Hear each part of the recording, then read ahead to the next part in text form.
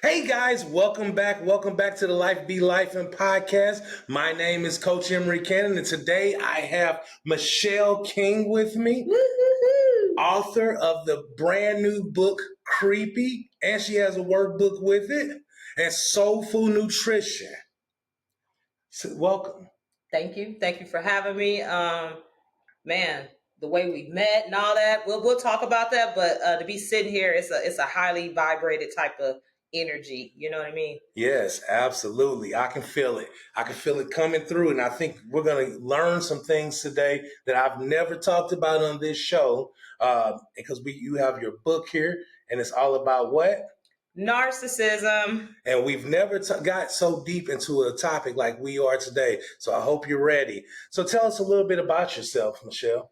All right. So again, Michelle King from Illinois, registered nurse, been working in healthcare for over 35 years. Wow. Yeah, man, it's deep. It's deep, but been in it to win it. So 35 years in healthcare, currently post anesthesia care nurse. So I take care of surgical patients after they, come out of surgery and get them out the door. Okay. All right. Educate them, treat them, and get them out the door. But anyway, so because of being in healthcare so long, I also recognize the need of the people. Mm-hmm. And so what I've done is created my own brand, Soulful Nutrition and Wellness, Mind, Body, Spirit.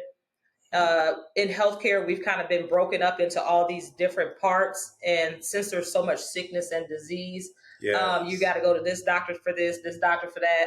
So I feel like you got to take care of the whole you. That's what I've experienced when I work with these patients. And, and I have been a patient. So soulful nutrition, mind, body, spirit. So how does all of that connect together? Mind, body, spirit. How does that all connect together for your company? Well, it's taking care of the whole you. So, if you got mental health issues, then you might want to get a therapist. If you got diabetes, heart disease, you're going to get the cardiologist involved or an endocrinologist. But I feel even still, all these different like entities when it comes to healthcare, but as a human being, you should care for the whole person, the mind of that person, the body of that person, the spirit of that person. Because there's so much sickness and disease, who really has time to do that but you?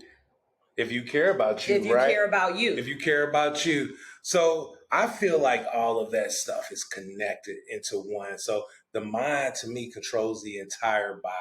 And so your mind has to be first strong enough to say, I want to take care of me. Is that you? Do you think that? Yeah, because you do have to come up. Only you can decide that you are going to take care of you. And in doing that, none of us are perfect. But the decision has to be made that you are going to dig deeper. You are going to begin to study diabetes. You are going to begin to study hypertension and why you might be hypertension intensive, and just getting to the deeper parts of you that nobody knows about, which is your soul and your spirit. It's funny you mentioned diabetes. I was diagnosed with diabetes back in 2009, and they sent me to a dietitian. And I learned so much about food and portions and sizes. And, they said if you have a plate, you should not fill up your entire plate full of food. And coming from the neighborhoods I came from, you go to a barbecue and you don't just fill up the plate, you pile it on. That's right. But take some home too. Yeah. Mm-hmm. But in realize you only need so much food to fuel. And they really specify that fuel your body. And so when you talk about, those kind of characteristics that run through the families of, heart disease, strokes, and diabetes, I mean, it really does. First, you have to mentally be able to prepare for it. Then you have to physically be able to do something about it. And then, dietary wise, you have to be able, nutrition wise. So your company explains all of that into one. It's about taking care of the whole you. So as an example, if you're going to go to church, but you're not going to utilize the scriptures that you have learned outside of the church, then what did you go for? Yeah. Yeah, just to show up, right? You know what I mean? And it's too much going on in the world today to just be showing up at church. We need to have some walls knocked down and some changes happening. Exactly. But it starts with you first. Yeah, exactly. You. And if you don't take care of you, nobody is going to take care of you. Exactly. And that's what I have seen in the last 35 years in healthcare. My couple of run-ins with a dis-ease in my body, if it wasn't for me taking care of me, I don't care what medications were prescribed. If I didn't decide that I still wanted to be here and be healthy, I wouldn't be here. And then I would be a part of the numbers that I see on the daily within this healthcare system. Wow. So you have taken action, actually. I've seen on Facebook, you have been on a journey. And when did you start your journey on your own health fitness goals? Since a child, because I've always carried some extra weight. And I can even take this, I can go back to about the age of 5 and just, let's say I had an eye for sickness and disease. I had an ear for sickness and disease, even at the age of 5. So I told my estranged mother, because I wasn't raised by her, that when I grow up, I'm going to help the peoples. And I would hear my aunties talking. If there's an overweight man, today I would say, 6'5", walking down the street, and he's just as rounded out, but they would say that he had a gland problem. So as I got older, that resonated with me. And as I got older, I'm like, they must have been talking about the thyroid gland. I didn't know that as a 5-year-old, but as I got older and matured and learned different things, I just had this passion for health and wellness. And since I've always carried a little extra weight, I've always wanted to be one that played sports. Not just that reason. I wanted to be athletic. At 55, I'm still trying to be athletic. Okay. Okay. So, but I had a passion for health and wellness very young. And, that's what keeps me going on the journey. So at the end of the day, it's a whole lifestyle change that we have to grab hold of. Okay. So you have a book, Creepy. Not that it's creepy, but you have a book, Creepy, and it's geared towards narcissism? Yes, it is. Yes, it is. It's, first of all, Creepy in all caps, the unveiling of a narcissist. Got it. Okay.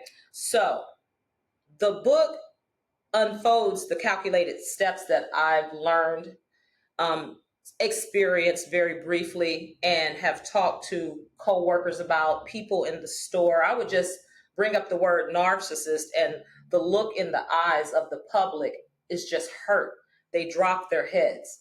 Do you feel like everybody's kind of experienced this in some way? I can't say everybody, but looking, the stats that I put in the book come from 2008, and looking at the stats, but of course, and it really stems outside of just regular relationships, but or situationships, but family members, co-workers. So there's many people at this point that would probably fall under the category of being a narcissist. But you can't technically really just walk around calling folks narcissists, because only a psychotherapist or a psychologist can actually diagnose narcissism. But can't nobody tell you that you didn't experience. It's clear characteristics. Characteristics. Like I said on a video one time, you can call it the devil. You can call it a psychological disorder. You can say it's all natural, and the mother just didn't raise them right, or the father didn't raise, or there was no father. You can call it whatever you want to call it, but these individuals carry the same exact characteristics as if they sat in a classroom and learned it. Wow.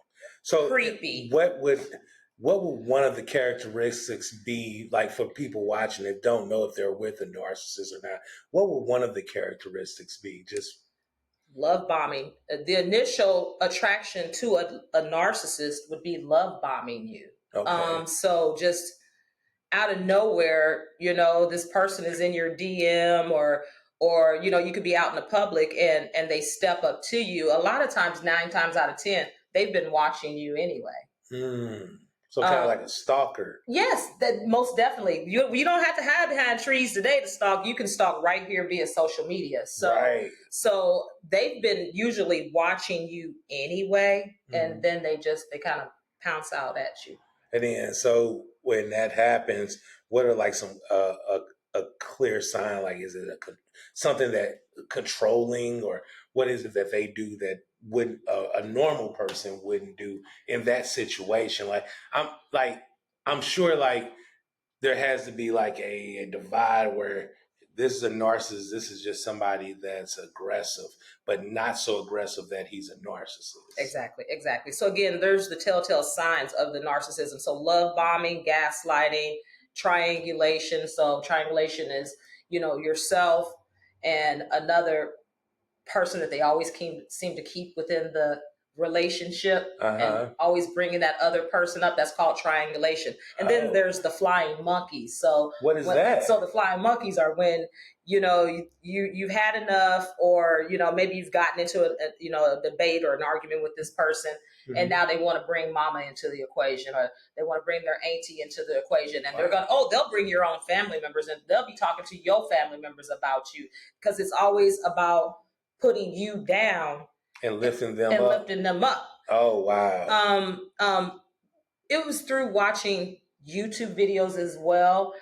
Pastor R.C. Blake's. I had been studying on narcissism for some reason before that little 5-month stint that I experienced.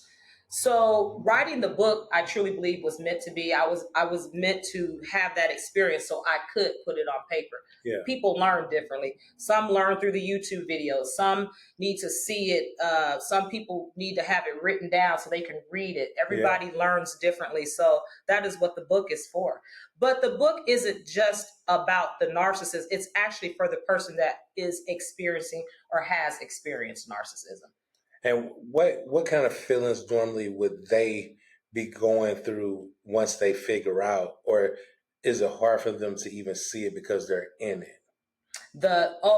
Some people, 5 months for me, but some people I've talked to, they've been in a marriage for 24 years and they leave the marriage and they say he had to have been a narcissist, or she had to have been a narcissist. So some people are in their marriage from teenage years, early 20s onto their 50s, and then they say this person had to be narcissistic. And I bet that has to be like a weight lifted off of you once you finally get away.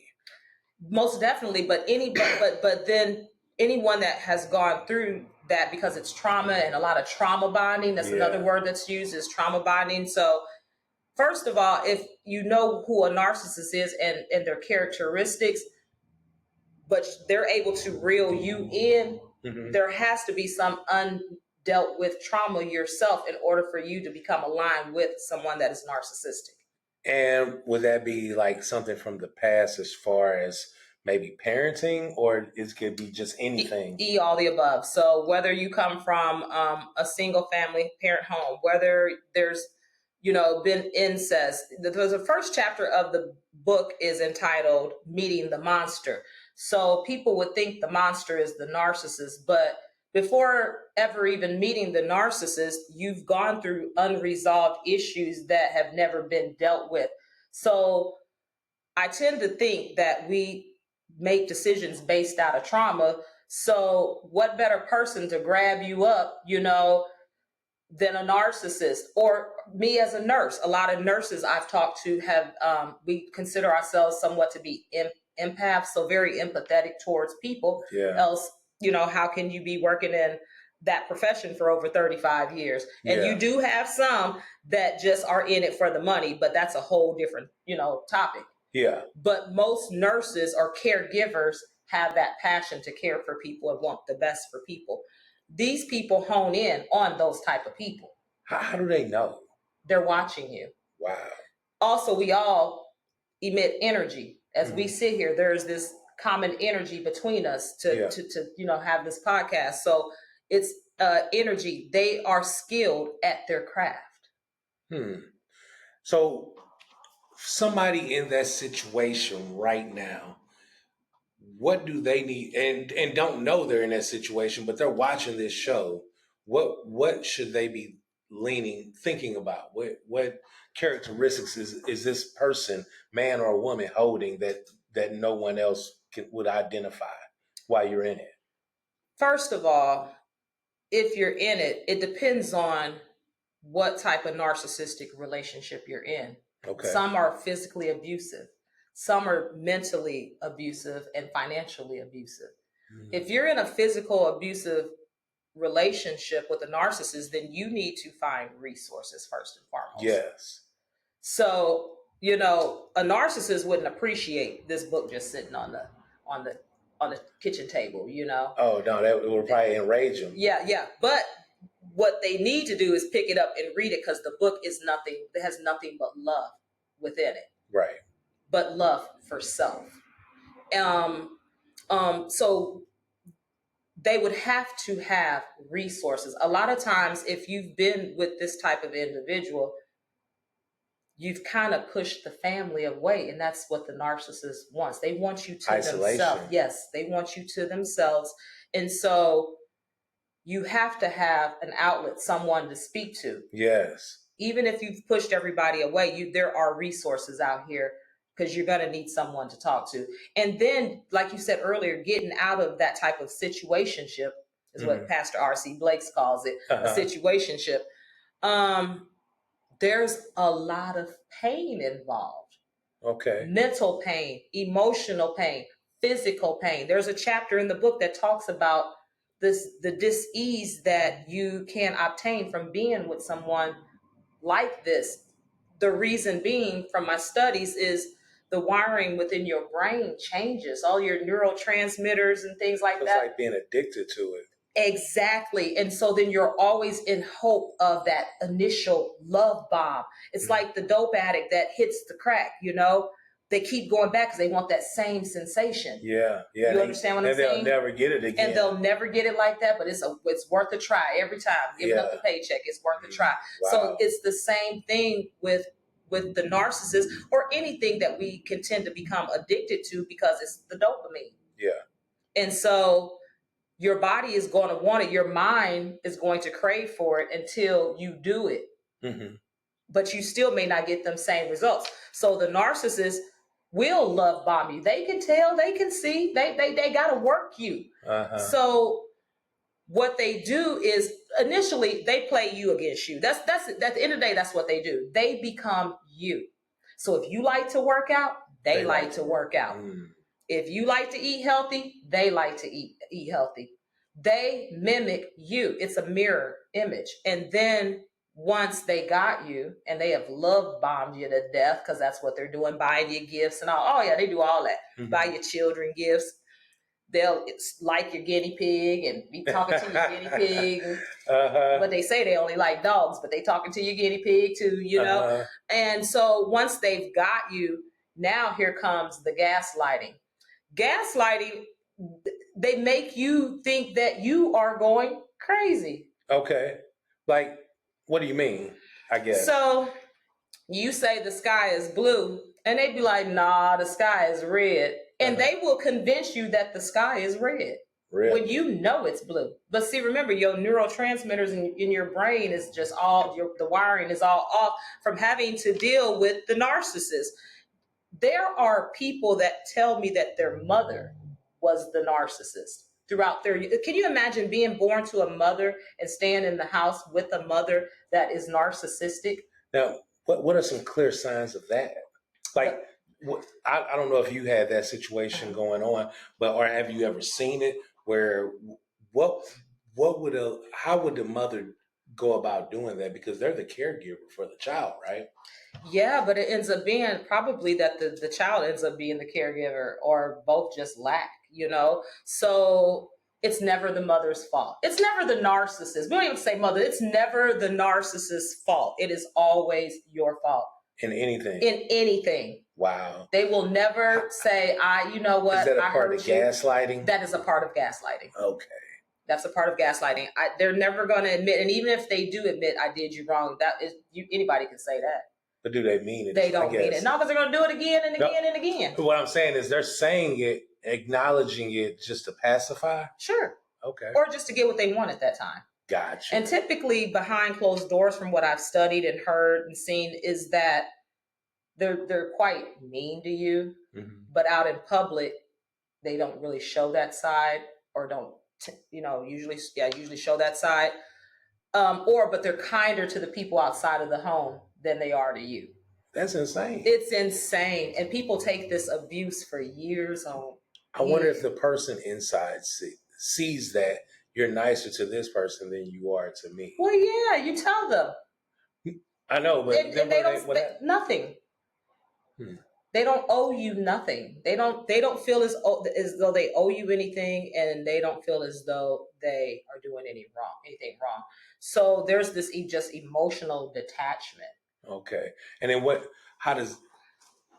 does that start to happen?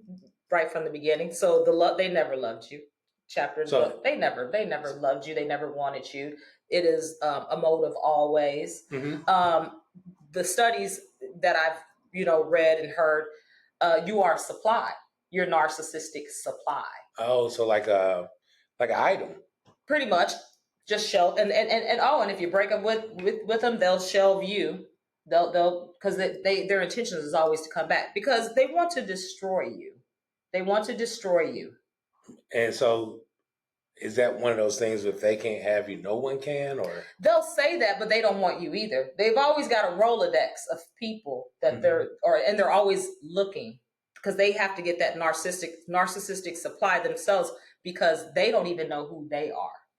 So explain that. Mm-hmm. That sounded interesting. Right. So they needed they have a narcissistic supply. What does that mean? So they're dating you, but they're constantly scrolling through their phone. Mm-hmm. They're constantly scrolling. They're not just conducting business. They're always on the lookout for someone else. That is narcissistic. So another victim. Another victim. Wow. Another victim. Ladies, men, pay attention. It's deep, y'all. It's deep, y'all. And so how you might say, well, how did she go from nursing and being in healthcare for 35 years to writing this book?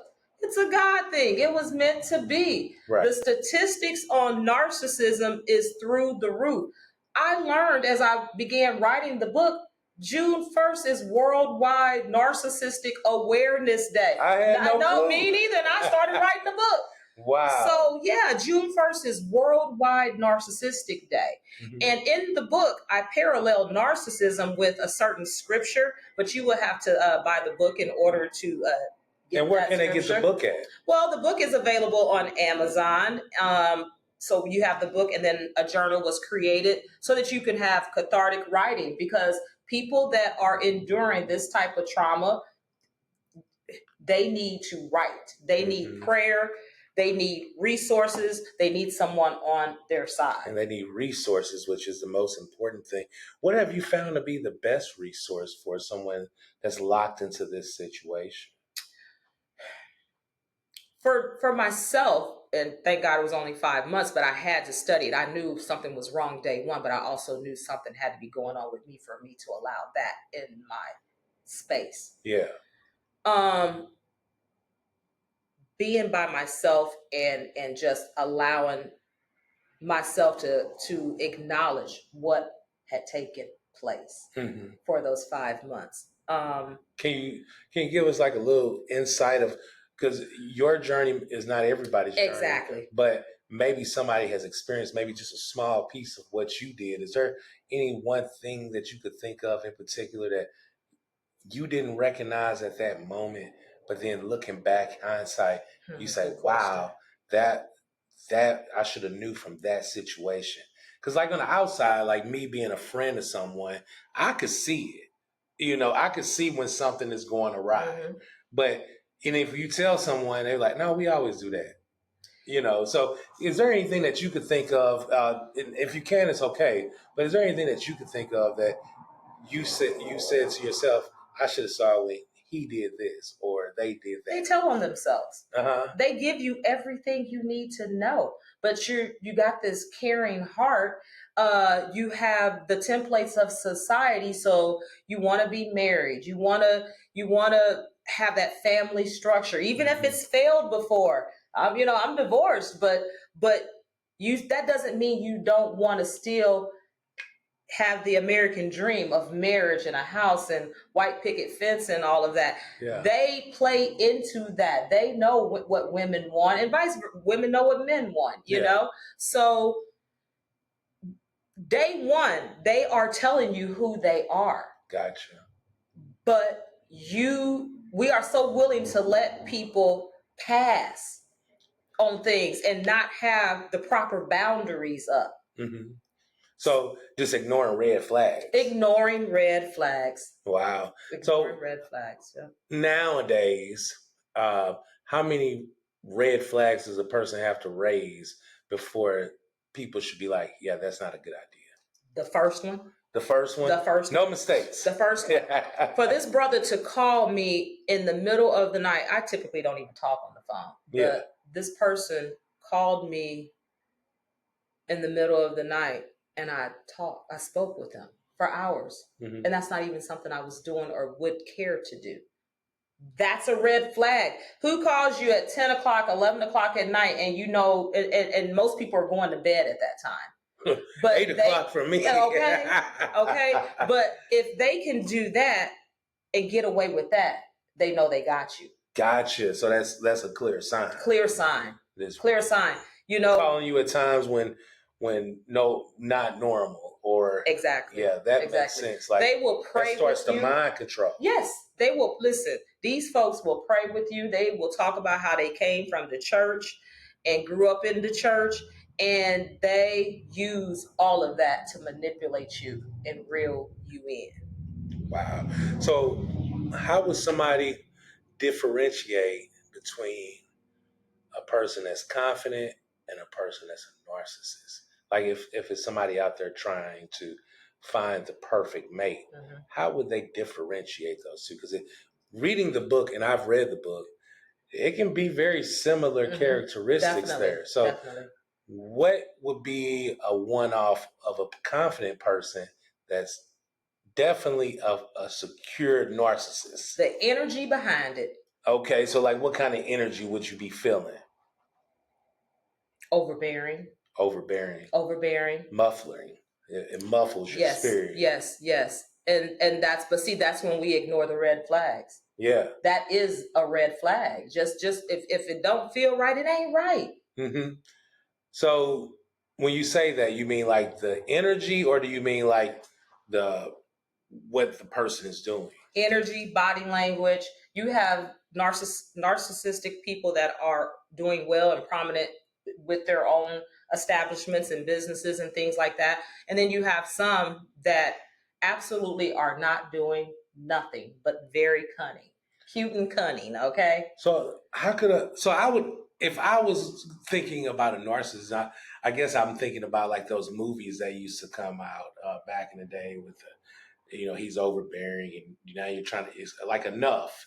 That movie Enough, where Jennifer Lopez had to run away and change her life. Like that to me is like a clear narcissist. But that's to the very depths of the world with it. Like he carried every characteristic. But then what you're talking about is just small little things that they just cut skin deep on a little bit of everything, and then all of a sudden you bleeding out. Like exactly, and you may not catch it right away.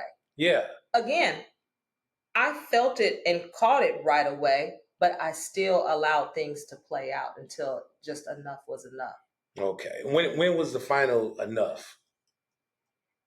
Day one, but I still allowed it to play out. Does that make sense? Yeah, but it had to be something that was like, no, I'm gone. I've studied this long enough. Yeah.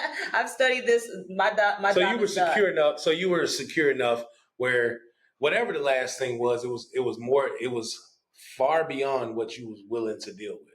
The absolute situationship just didn't make any sense. Gotcha. It did not make sense, and it was not going anywhere. So I guess but what advice could you give to the little girl sitting on the other end of here? Like, what should she be looking for? Because I want it where nobody has to deal with it, but I can't control the world. Sure, of course. But if I can give somebody something, this would be what I would want to give the world, right? First of all, this book is not dedicated to the narcissist. It is dedicated to the one that is enduring the pain that the narcissist causes. Okay. Gotcha. So we can throw narcissism out the window now, and let's talk about the person that's going through it. What I would tell a little girl or a teenager, I mentor teens in my area, and or even on my job, grown people on my job. But what I would tell anybody, male, female, is to go within you. Begin to go within you and sort through your pains, your questions, your trauma. I don't care if it came from your parents, you living with your mom all along, with your brothers and sisters, and having to help raise your siblings, to being molested, incest, raped. All these things cause trauma, and then they get swept under the rug, and no one is dealing with it. You're not dealing with the pain that we need to be having classes in school, talking about like revamping something. Let's start addressing internal pain that people have.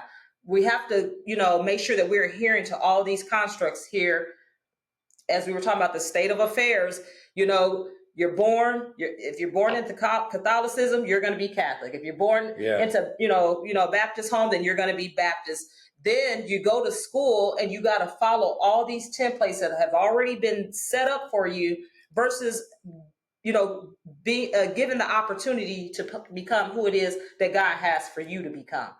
So again, going back to marriage, in the 70s, I saw it. It's in the book, first chapter. In the 70s, who didn't want to be married? You got the Waltons, and they made all these different films. Where we're moving on up, you got all these different films that made it look like home life was good, and so then it's being preached from the pulpit: don't shack, get married. So you're always looking for love outside of yourself. You're always looking for acceptance outside of yourself. At what point do we stop having to do that? At what point do we get the opportunity to go within ourselves and say, hey, maybe that doesn't work for me. Maybe being a Catholic doesn't work for me. Maybe being a Baptist doesn't work for me. But that's not to say I'm not a believer. Right. I'm not a member of a physical church home, but I love the word of God. That's how I make it every day. I am a physical church myself. I get an opportunity to be on this podcast right now to glorify God. Yes. Without being a member of a physical building, though. Yeah, absolutely. You know what I'm saying? So we need to begin to give people the opportunity to go within themselves to become who it is that God has for them to be. And we will stop looking for love outside of ourselves. That's how the narcissist can have his way. Who creates the narcissist? Good Who question. created it? I believe that God allows all of us to be here, for one.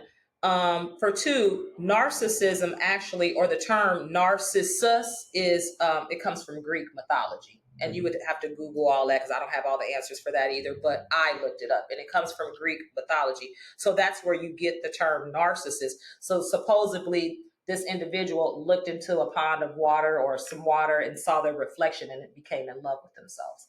Man, I've heard that story. Yes. Yes. I can't remember where. I probably was in grade school. I remember that story. Wow. And so we need to armor up and get ready because there's probably a narcissist near you. Okay. And whether it's, and I mean that, no, I mean seriously. That in all actuality, because they could be in your family, they could be in your friend group, they could be at your job, they could be your boss, they could be that cop that pulls you over, they could be that fireman, they can be they could be your doctor, they could be anybody. So when I say there's probably a narcissist near you, it probably is. Most definitely. And and there's somebody out there crying for help. And I hope they watch this and I hope they can recognize the signs. Where can they get your book again? On Amazon. It is available to you along with a creepy self-love reflection journal. So there is a scripture before each chapter of the book that kind of correlates with the chapter. And then the main passage in the back of the book that God had me parallel narcissism with. So a lot of healing. I've gotten great reviews in regards to the book. I thank you for your review and being a man and reading it and being honest about reading honestly, it. When I read it, I was like, I don't know if I'm confident or a narcissist at this point. But I was like, you can really be on the borderline of anything in life. And so, like, you really have to take a deep look. And I think I told you this. You have to take a deep look into yourself. Make sure you're not damaging anybody else based off of the information in the book. And so I was really enlightened off this book. It really made common sense to me. But I don't think a narcissist would make any common sense of this and just would throw it out. And that's exactly what I was going to say. My cousin told me a couple of weeks ago, he said the same thing as you. He's like, okay, I had to start questioning he said I had to put it down. He said he read the first and second chapter and had to put it down because he had to now do some inside working. I've done this. I've been, I said, because you know what? If you are asking if you're a narcissist, you're not. A narcissist is not going to admit to being a narcissist. So I wouldn't suggest that they would. Why would they pull their own mask off, Well, hopefully it's so that they can become a better person at some point. Because there is hope for anybody. Of course it is. And there's prayer for anybody. And, if a person will want to change out of that role of being a narcissist, because it's a role that they're playing, yes. And they're playing with someone's life or many people's lives, if you're in any kind of workforce field, what you want to do is be able to recognize who you are in any capacity, narcissist, not narcissist. Yes. You want to recognize who you are in life and what you represent and who you represent it for. And that's the most important thing in life is don't do it for anything other than to make sure you're doing it to help someone. And if you're not helping someone, then you're hurting them. My thoughts exactly. But that's another story. And we could go on and on and on, about this, and maybe we can get together, at some other time, because there's layers to this as well. Lots of layers to it. So, but a pleasure being here. And tell them again, where to get the book from. So again, it is available on Amazon. Look at that. Okay? That's a nice cover there. Yep. Nice. Everything's been well thought out. Trying to, get it together where it can be available on my Soulful store as an ebook and things like that. Things take time, but the book itself is available. It is worth it, along with the journal if you so desire, so that you can start having some healing. If you're going through this, you need to heal. And we really appreciate you coming on the show, because we've never talked about anything like this. And I thought it would be very important and very helpful to those that's listening. So I really appreciate you. I love the book. Thank you. I plan on getting the workbook or the journal next, and then just getting a chance to go through the motions of what everybody else can go through, because experience leads up to more experience where I can help somebody else. Exactly. So if I can go through this process and this process as a man, not going through any of these things, you can do it too. Definitely. If you're going through it. And please reach out. Where can they reach out to you at other than buying your book? Is it on, you have a Facebook or anything? Yes, Facebook, Michelle King, also Soulful Nutrition and Wellness. And then also IG, Soulful Nutrition and Wellness.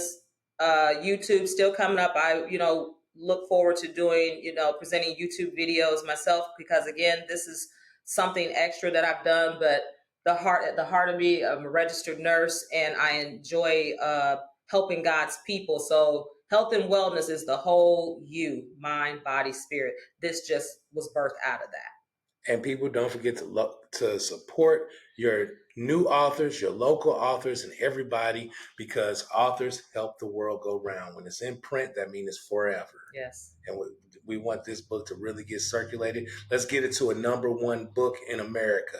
We really appreciate you. And thank you for choosing to listen to this podcast today, because it was very important. Thank you so much, and bye for now.